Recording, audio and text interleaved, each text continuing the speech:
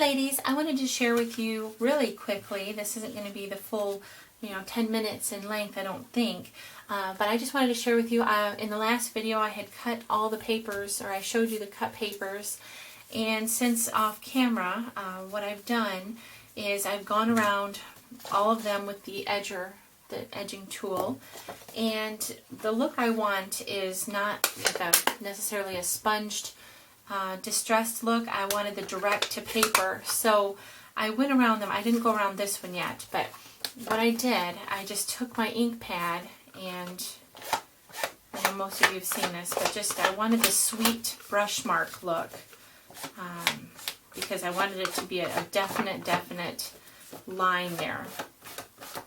Okay, so the other color that you see in there, I'll show you just a second what I've done. You just swipe along it, and then every now and then, just deliberately, I swipe onto the page. I like that. I like that look in some projects, and this is one of them. So basically, that's what I've been working on.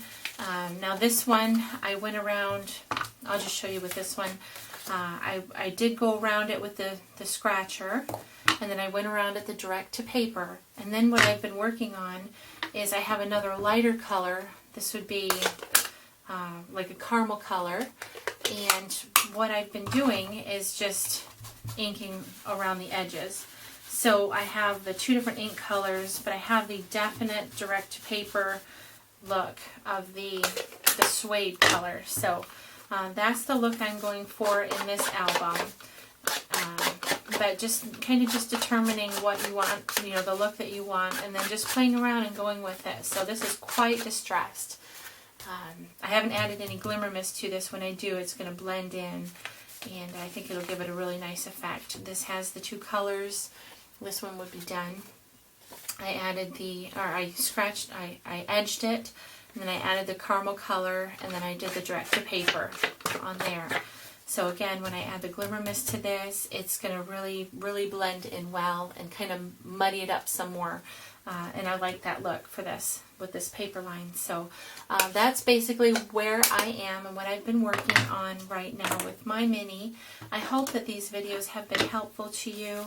I know there are a lot of technique videos out there, and I would encourage you to just watch a full range of them if you're just beginning, because everybody has their own style, everybody has their own techniques, and I don't know, I don't know what's out there. I don't really spend a whole lot of time on the YouTube channels looking for new things, because I keep busy enough as it is. So I've gone over this with the caramel, and I'm just going back over it a little bit more because I had re-scratched it. So anyway, once these are all distressed the way that I'm happy with them, I am going to, let me just get these out of the way. I'll show you real quick. I'm only 3 minutes into this, so I'll get these out of the way. What I'm going to do, once I have all of the papers attached, I am going to attach the flaps together of the two bags. Now, not the first one. This one will get attached to your cover, and we'll do that later. But these will all have pattern paper on them, and then the two flaps are what get attached on the different bags. Okay? So just the flaps, and then of course your last page, this flap will go toward be attached to the back cover. So you have a couple of choices. You can fully seal this around all four edges, or you can seal it on 3 edges and then just partially on this, and then you'll have a pocket. If you do that, it looks a lot better if you add pattern paper at least ½ an inch to ¼ of an inch or an inch in. Because if not, when you open that up, it's going to have that raw edge look. And if you like that, that's fine too. It's your creation, so whatever you want to do with that, that's fine. Now, the way that I like to attach them, I use my ATG gun on 3 sides if I'm not making the pocket. 3 sides. But then on the side that has the spine, I like to use a stronger adhesive. You can use the red line tape. This is score tape. And the only one I have is the ¼ inch, but the wider the better.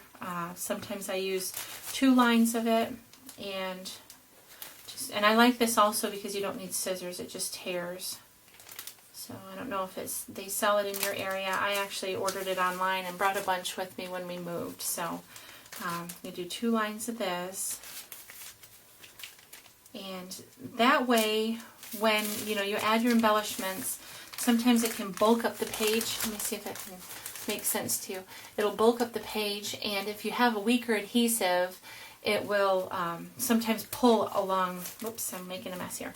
It'll pull along the spine, and it can actually separate your bags, and then your book isn't as secure.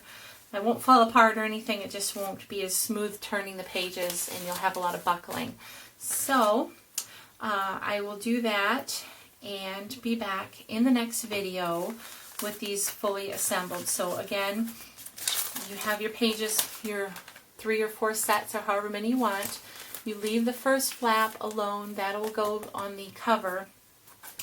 And then you will attach the 2 flaps, turn the page, attach 2 flaps together, either creating a pocket or attach them fully. You can create the pockets in the top as well. It doesn't have to be on this side. It can go on the top, but then it's going to peek out the album. So you should have 3 sections that you attach, and that will give you one continuous page there, and then leave your back flap for the back cover. So the next video I will have all the papers attached, and I will have my pages all bound, I guess would be, together. So anyway, I hope this is helpful to you, and I look forward to creating with you next time. Thanks for watching. Bye-bye.